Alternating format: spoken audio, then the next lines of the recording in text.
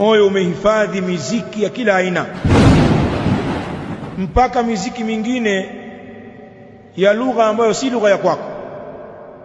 Angalia watu wanavyochezewa na sheitani.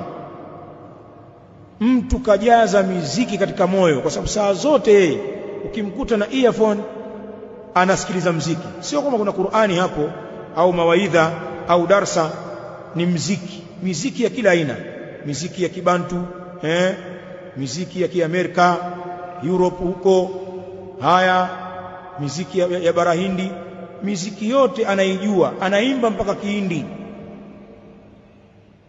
na ni Makonde tu. Lakini kwa sababu alivyohifadhi hiyo miziki, ukimwambia akuimbie Kihindi hapo utashangaa kwamba huyu ndio yule anayetokea na Njilinji huyu. Mbona kama ni mtu wa Bombay huyu? Namna vitu hivi vilivyowaathiri watu.